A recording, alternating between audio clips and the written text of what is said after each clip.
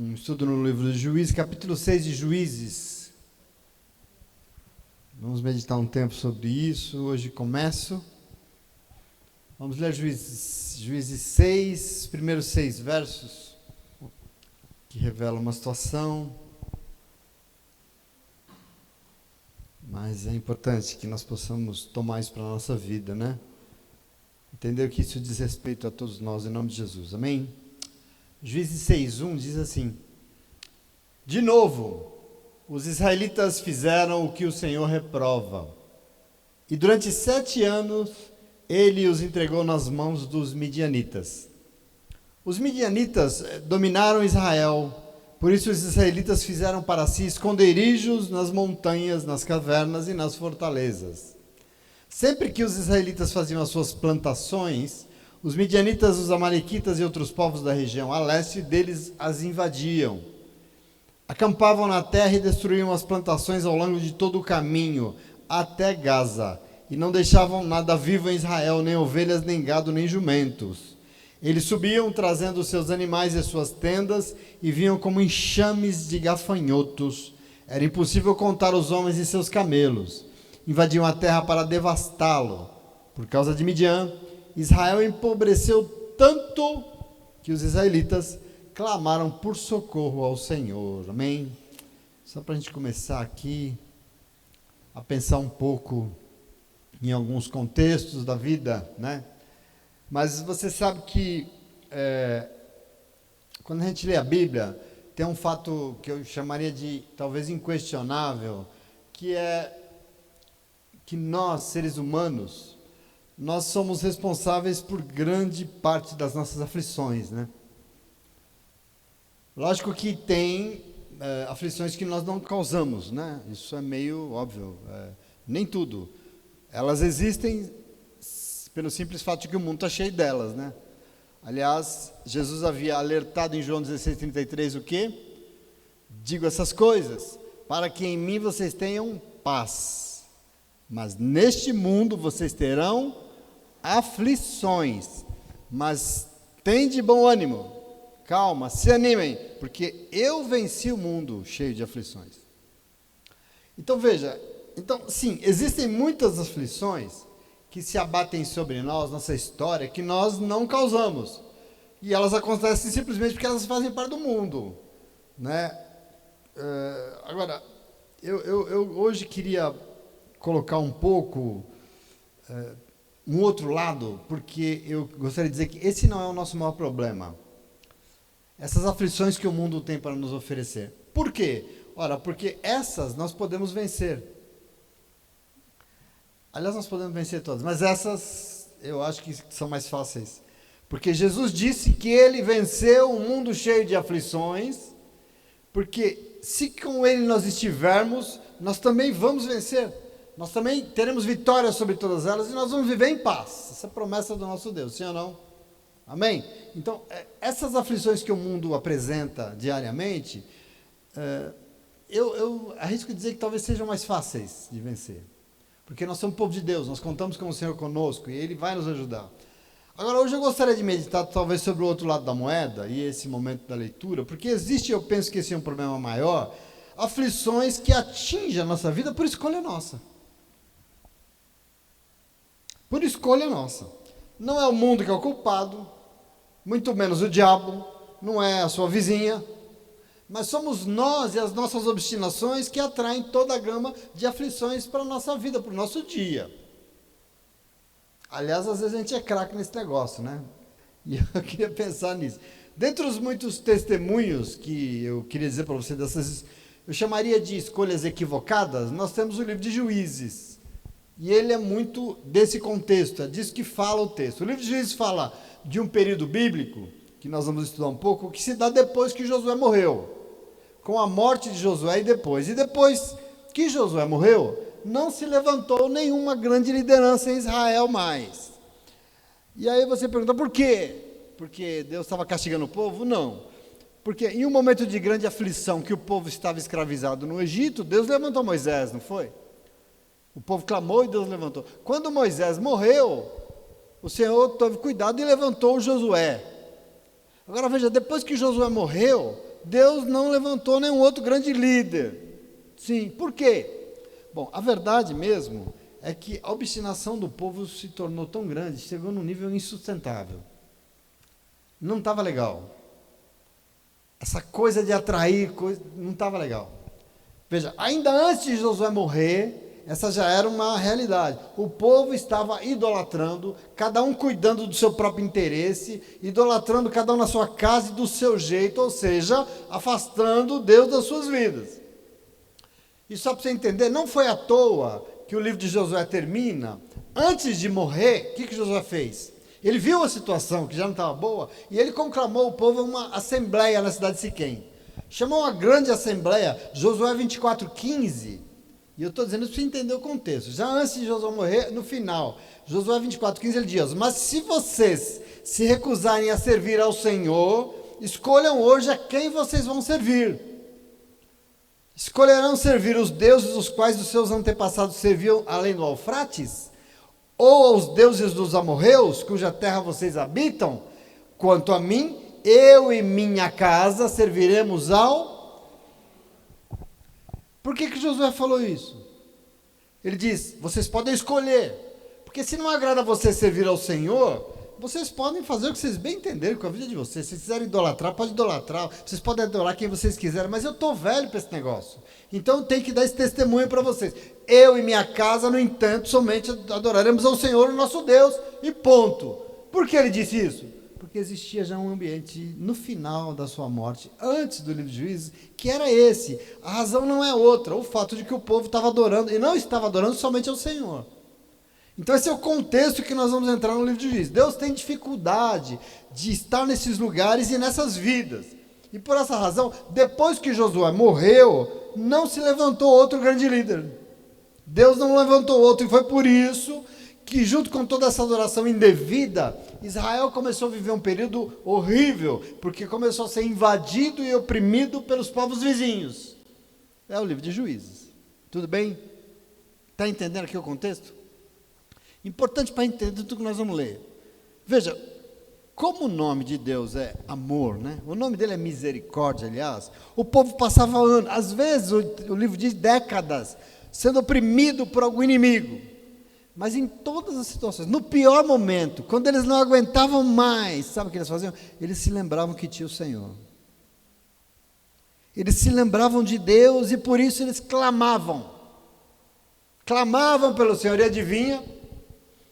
Como foi no Egito, o povo clamou, o texto diz que Deus ouviu o clamor e veio ajudar, sim ou não? Êxodo 3, que eu tinha falado aqui. Pois é, Deus sempre vinha em socorro do povo. O nome disso é misericórdia pura. Isso é uma constante na Bíblia. E denuncia, em grande parte, isso que eu estou dizendo para vocês, que parte dos momentos de aflições que se abatem sobre nós, sobre as pessoas, são elas mesmas que atraem para si.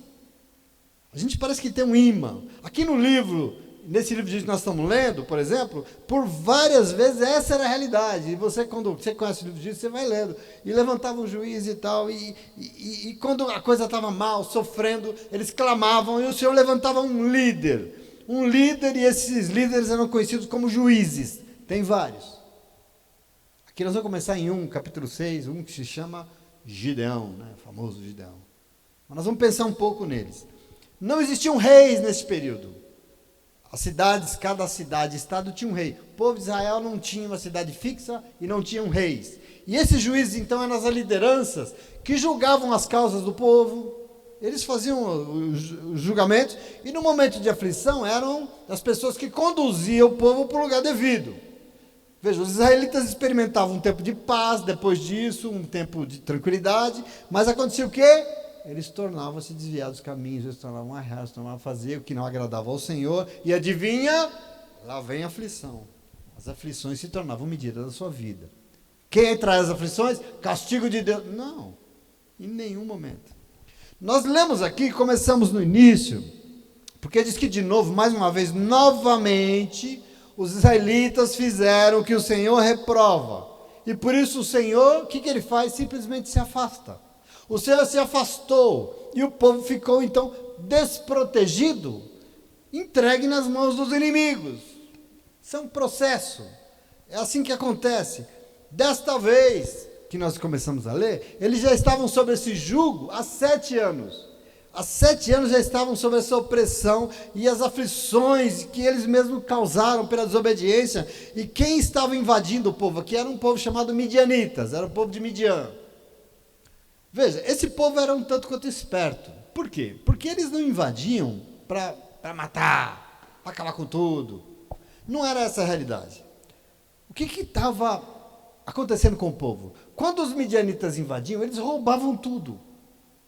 Eles roubavam tudo e depois iam embora, deixando a terra arrasada, porque levaram tudo, sem fruto da colheita, seus rebanhos. Ou seja, os midianitas mantinham o povo de Israel escravizado.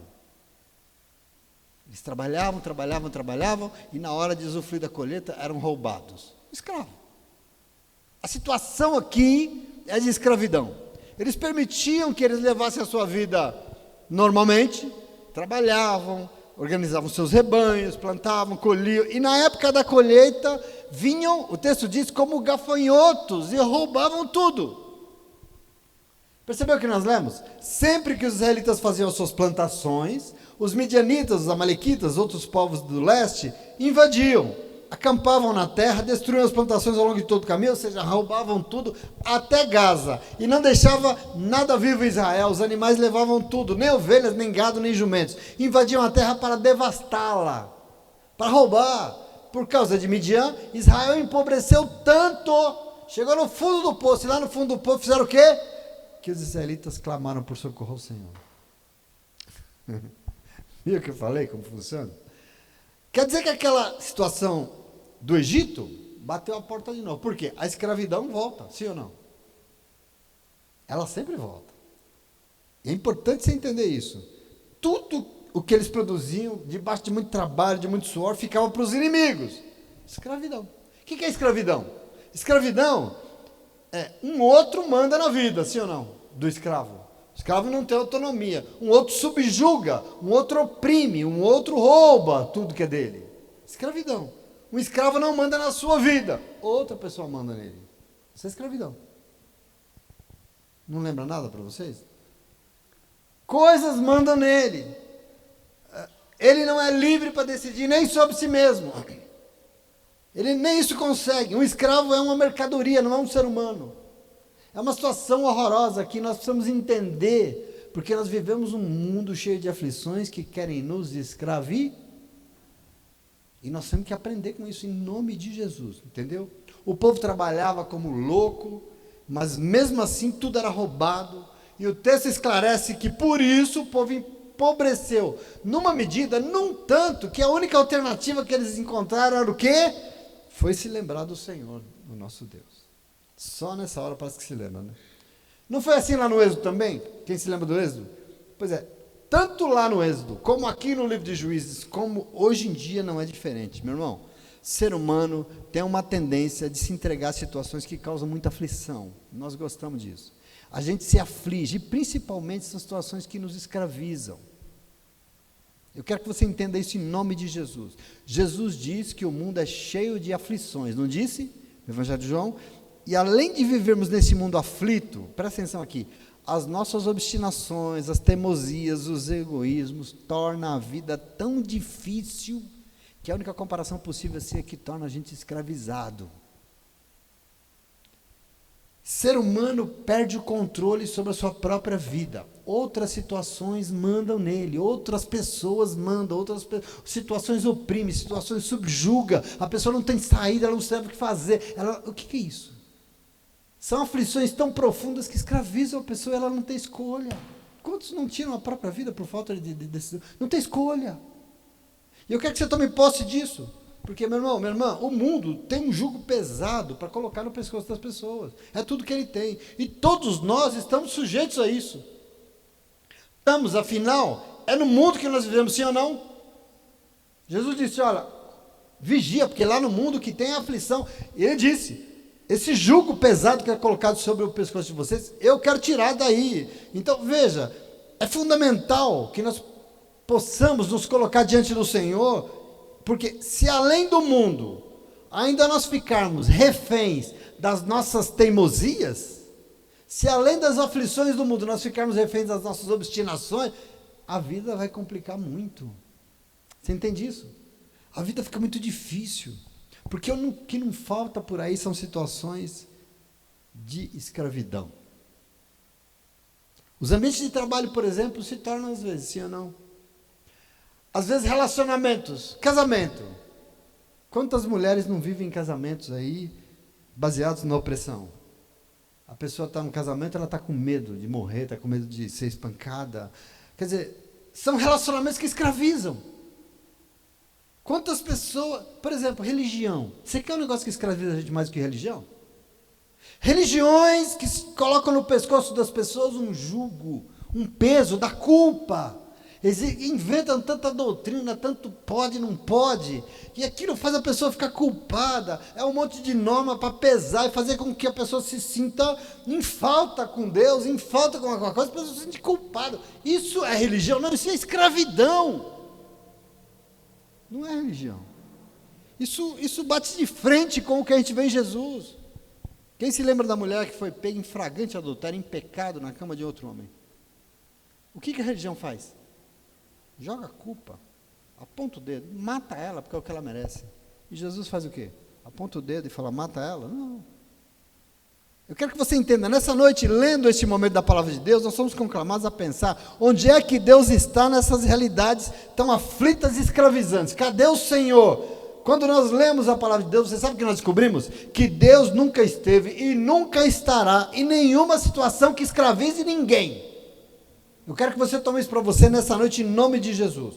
Na Bíblia Sagrada, o tempo todo, Deus sempre se apresenta como uma possibilidade de libertação de tudo aquilo que nos escraviza.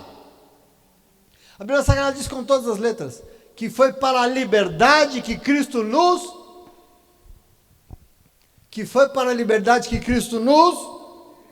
libertou.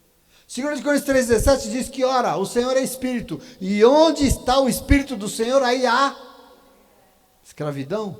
Não, liberdade.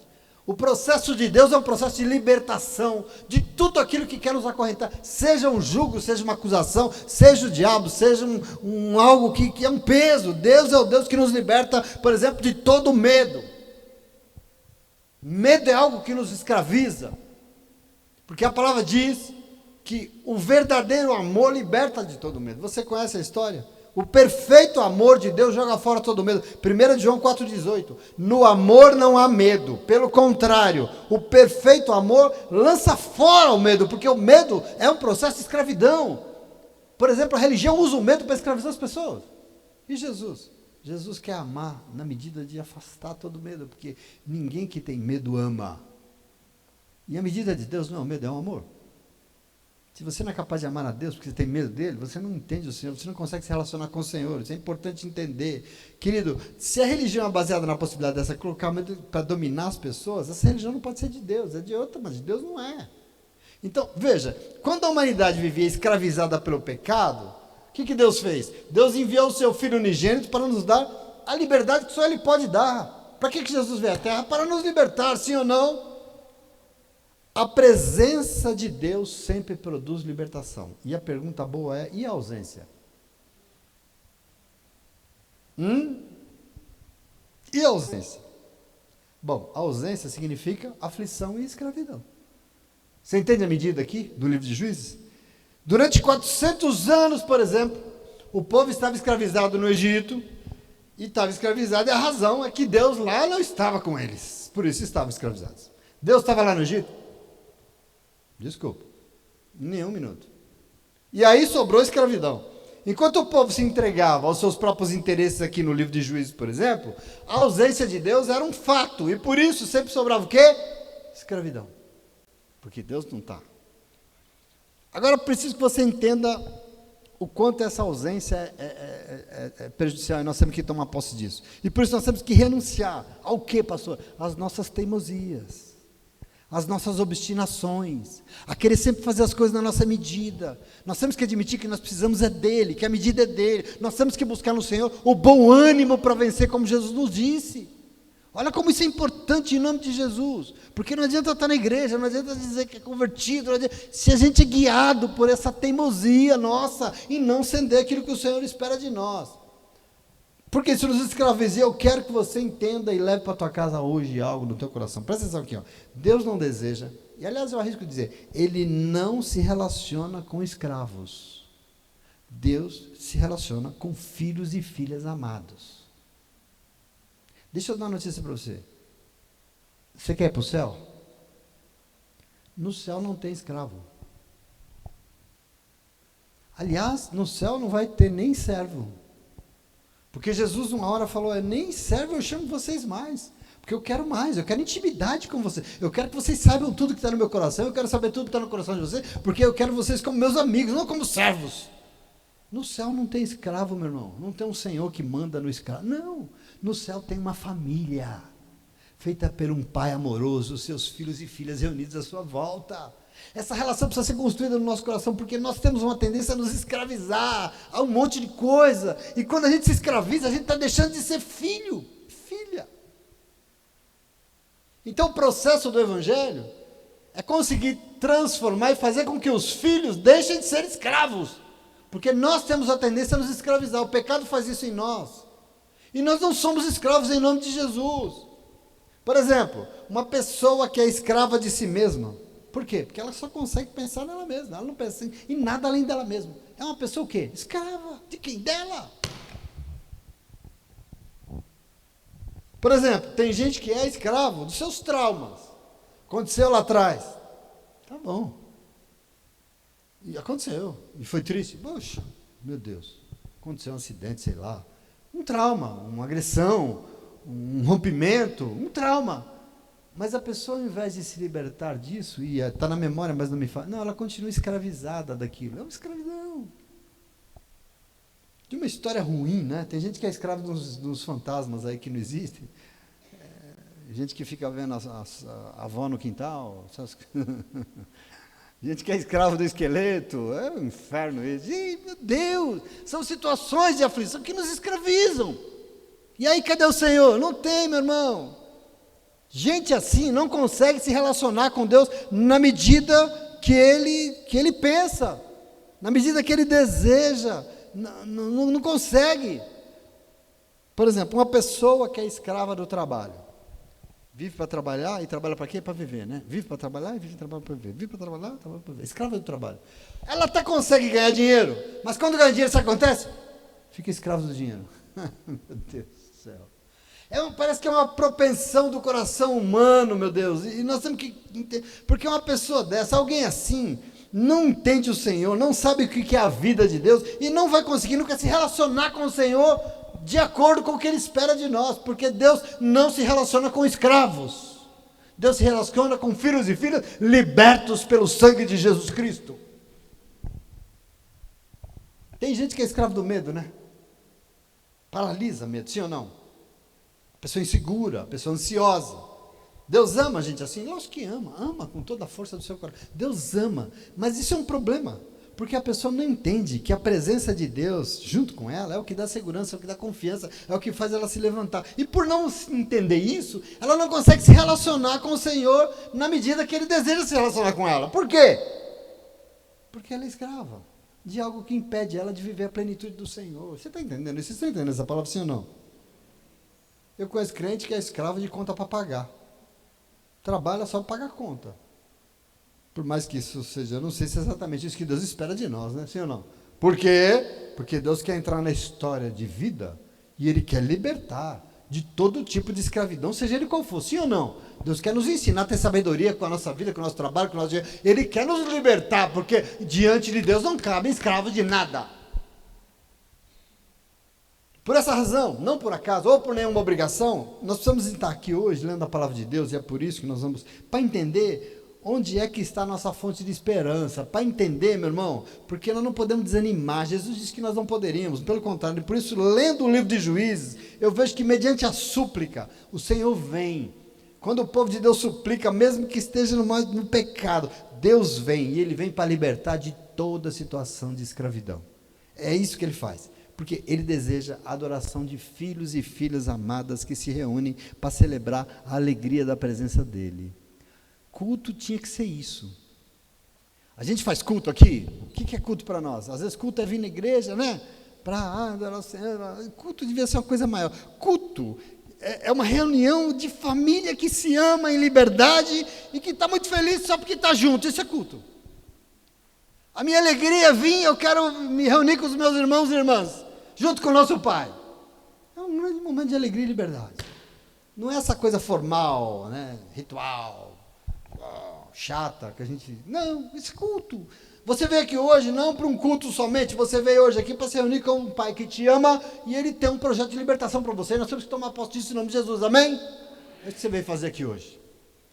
Agora, veja, eu continuo lendo o livro de Juízes, porque diante das aflições e dessas escravidões deste mundo, Deus tem um projeto de libertação, amém? Mas você sabe como?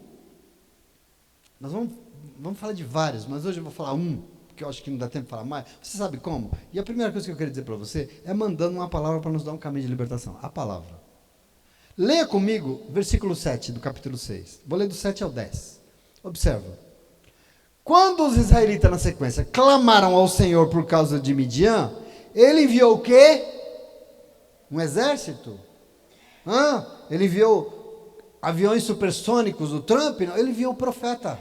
Um profeta que disse: assim diz o Senhor, povo de Deus, o Deus de Israel, tirei vocês do Egito, da terra da escravidão, eu os livrei do poder do Egito e das mãos de todos os seus opressores, expulsei-os e dei a vocês uma terra, a terra dele, e também disse a vocês: eu sou o Senhor, o seu Deus, não adore outros deuses, os deuses dos amorreus, em cuja terra vocês vivem agora, mas vocês não me deram ouvidos. Meu irmão, minha irmã, você está entendendo essa palavra, Senhor? Não? Compreenda o que o Senhor faz para nos dar liberdade, essa que nós estamos sonhamos. Se tem uma coisa que o ser humano sonha, aliás, a humanidade sonha com liberdade, né? Liberdade, mas engraçado que só consegue se escravizar. A gente que quer tanto ser livre que só consegue escravidão. E a razão sabe o que é? É que a gente aqui dentro pensa que liberdade é a gente fazer o que a gente quiser. Só que não. A pessoa quer ser livre. Ela quer o quê? Quero fazer o que eu quero da minha vida. Porque isso aí é liberdade. Só que não é. Quem só faz o que quer é mais escravo do que tudo. Vou repetir. Quem só faz o que quer é mais escravo do que qualquer outra coisa. Inclusive porque se torna escravo de si mesmo e do que ele quer. Você tem que entender uma coisa. Aliás, depois do iluminismo, principalmente no livro francês, a humanidade entende que ela quer ser livre a todo custo. Todo mundo quer ser livre. Não tem um ser humano hoje que não quer ser livre. E é importante, porque a liberdade é importante. Inclusive, Deus nos fez para ela. Ele veio para nos libertar. Realmente é importante. Mas as pessoas... a liberdade virou uma busca, e tudo bem. Mas o que é liberdade? Liberdade é fazer o que eu quiser da vida. Liberdade é vir na igreja para que Deus me dê, para que eu possa ser feliz, e do jeito que eu quero, na hora que eu quero. Meu irmão, presta atenção, meu irmão, liberdade não é fazer o que a gente quer. Liberdade é ter condições de dizer não para qualquer situação que quer nos acorrentar. Isso é liberdade. Liberdade não é fazer o que a gente quiser. Liberdade é ter a condição de dizer não para aquilo que quer nos acorrentar. Isso é liberdade para Deus. Liberdade é poder ter de volta a bênção de poder escolher. Não existe um sinal mais claro de um escravo do que o fato de que ele não escolhe a sua vida, o que ele quer fazer, para onde ele vai, onde ele dorme. Ele não escolhe. Qual que é a bênção? Jesus foi para nos libertar de todo jugo, de todo pecado que nos escravizava e nos matava. Como? Nos dando o poder de escolher de novo. O nome disso é Deus. A maior escravidão da vida moderna são pessoas que não conseguem dizer não. Isso é escravidão. Quem não consegue dizer não a um impulso, por exemplo, quem não consegue dizer não a um desejo seu, quem não consegue dizer não a uma situação que se apresenta que ele mesmo criou, se torna um escravo dessas coisas. Ele é escravizado. Porque, por exemplo, uma pessoa vive na rua, embriagada, escrava de um vício, um maço de cigarro, qualquer miséria. Por quê? Porque ela não consegue dizer não, sim ou não. Ela não fala, não, ela não consegue. E aqui está a marca do escravo. Às vezes o impulso, e eu estou falando de vício, mas às vezes o impulso para um vidro de Coca-Cola, um prato de macarrão, que tinha que ser só metade, não precisava comer a bacia inteira. É um escravo dos seus impulsos, porque ele não consegue dizer não. Então eu quero dizer para você, liberdade é dizer não, não, eu não quero, não, isso não é para mim, não, eu não preciso disso, não, isso é muito. Por essa razão, o Senhor que quer um relacionamento franco com filhos e filhas, não com escravos, sempre ouve com os momentos de clamor e vem para libertar, como? Primeiro, enviando um profeta. É isso que o Senhor fez diante do momento de escravidão. Ele enviou um profeta. O que é um profeta? Bom, profeta é alguém que tem uma palavra da parte de Deus. Você tem que entender isso. Profeta, na Bíblia tem profeta e tem sacerdote, ok? Quem que é o sacerdote? É aquele cara que faz o clamor, leva o clamor do povo para Deus. O sacerdote é o cara que oferece o sacrifício, ora pelo povo. O sacerdote é o cara que leva para Deus o clamor do povo. E o profeta é um desviado, porque ele é o contrário. Ele não fica orando a Deus pelas pessoas. Não, ele manda para o povo o que Deus tem a dizer. A palavra de Deus. Isso é um profeta. Jesus era profeta. Isaías era profeta, Jeremias era profeta. Vai ler para você ver que moleza. Eles tinham uma palavra de Deus. É alguém que tem uma mensagem daquilo que interessa a Deus para ser proclamada para o povo que está aflito. Agora, a minha pergunta é isso que esse texto disse agora. Se as nossas obstinações produziram aflições e perseguições e escravidões, Deus deseja nos libertar, dar liberdade para um verdadeiro filho e filha dele. Se para isso ele envia uma palavra profética para nos ajudar a quebrar as correntes, mas se a gente não se rende a ela, acontece o quê? O quê? Continua escravizado. Vem para a igreja, participa do culto, ai, glória a Deus, aleluia, e volta a arrastar as suas correntes pela rua, para casa. Está claro isso, sim ou não? A vida não muda. Porque o que Deus faz para mudar uma vida escravizada? Envia um profeta. Simples assim. Então veja, observa, não adianta ser um religioso, porque Deus, eu acho que Deus deve abominar esse negócio de se relacionar com religiosos, porque se tem um povo chato, é povo religioso. Deus não quer se relacionar com religiosos, Ele quer se relacionar com filhos e filhas. O grande projeto de Deus para a humanidade não é criar uma igreja, é criar uma família. Deus chamou Abraão para fazer o quê? Para construir uma família. Para quê? Para abençoar quem? Ele? Não, todas as outras famílias da terra, porque o plano de Deus é de família. É isso que Deus tem para mim e para você. Filho e filha de Deus, que é família, se relaciona com Deus, ouve a voz do pai e obedece. Essa é a lógica da tua casa. Porque quando você fala o filho não te obedece, você quer dar na cara dele, sim ou não? Né? Quer dar uma surra nele? A Bia quer que eu diga ali, ó, Kátia. Porque o que se espera de um filho e de uma filha? Quando o pai fala, obedece. Na pior das hipóteses, Deus quer ser o nosso pastor, né? O Senhor é o nosso pastor, é o nosso pai que é pastor. E veja, Ele quer cuidar do seu rebanho, Ele quer cuidar das suas ovelhas. Mas em João 10, a partir do verso 2, Jesus disse algo interessante, porque ele disse assim, ó, aquele que entra pela porta é o pastor das ovelhas. O porteiro abre a porta, as ovelhas ouvem a sua voz.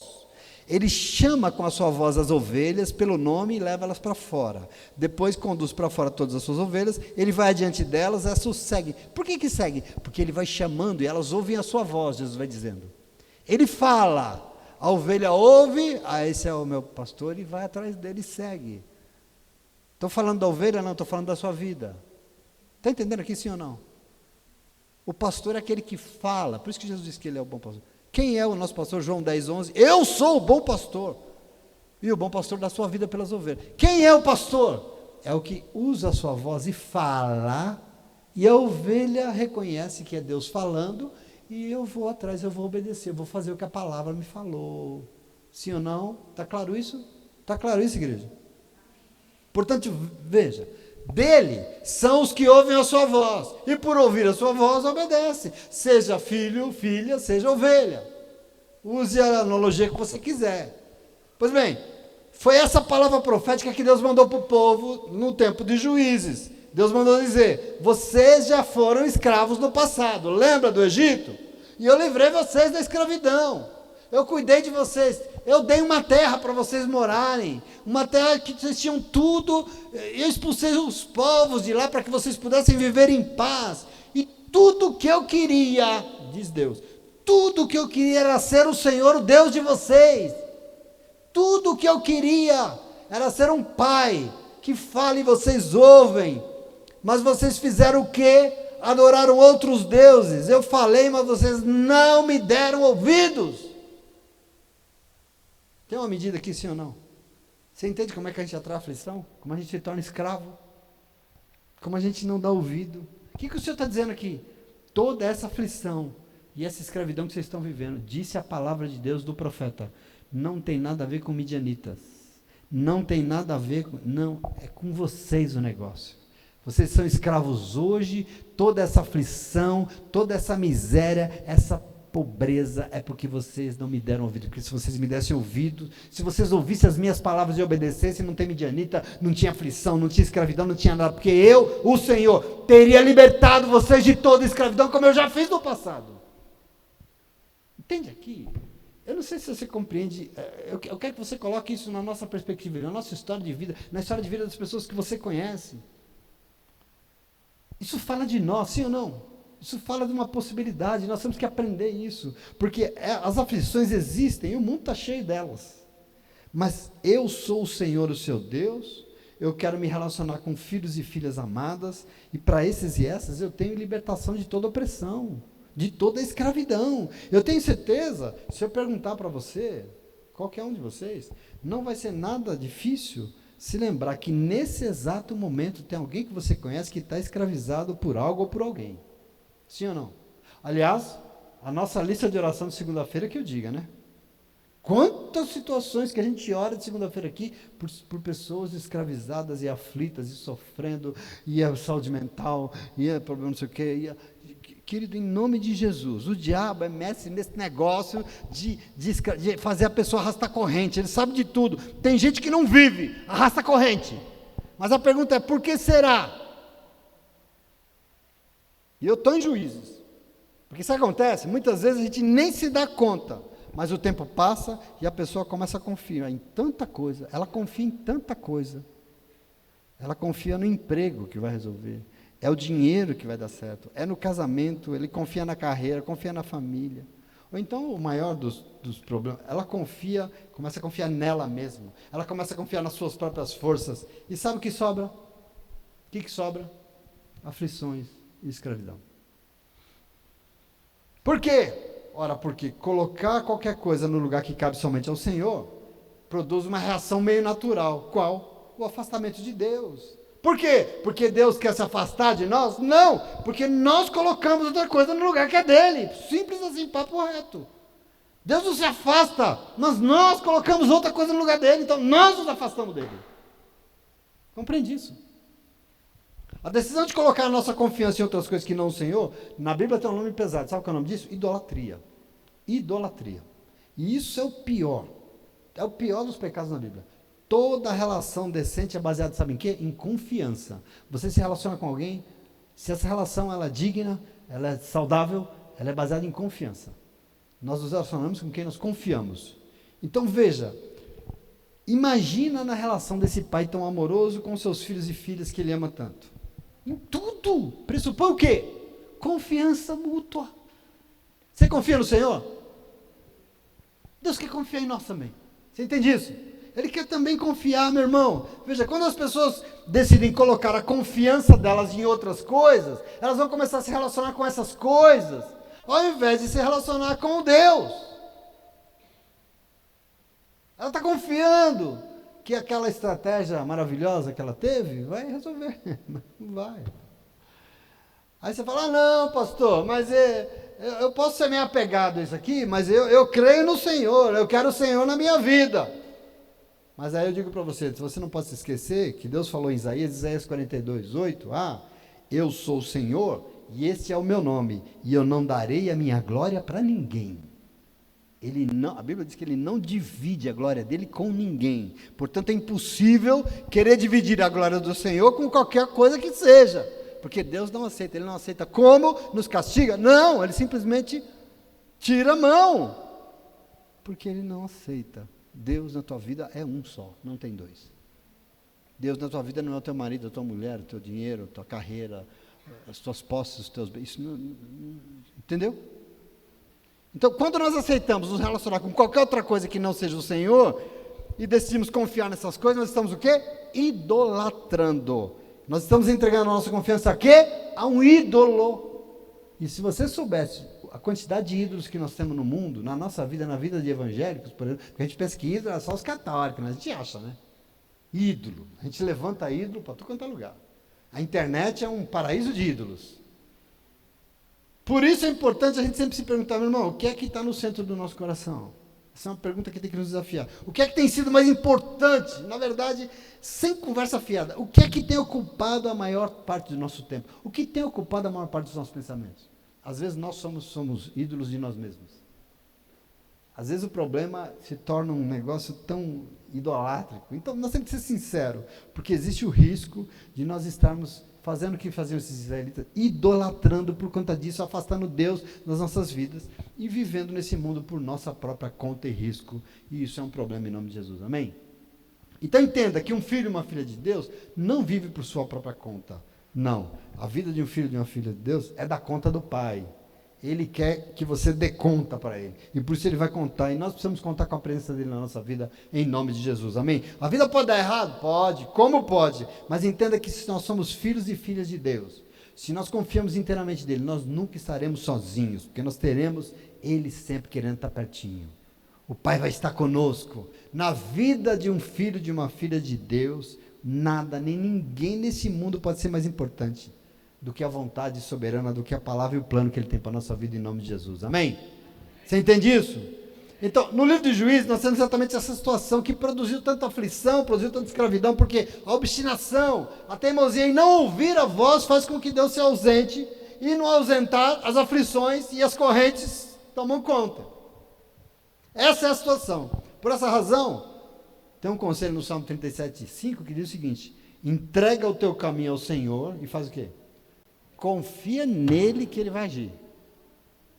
Você confiar nele. É uma relação de confiança entre pai e filho. Você entende? Pai e filha. São essas situações que produzem essas histórias de vida que a gente tanto vê. Que não se rende a isso.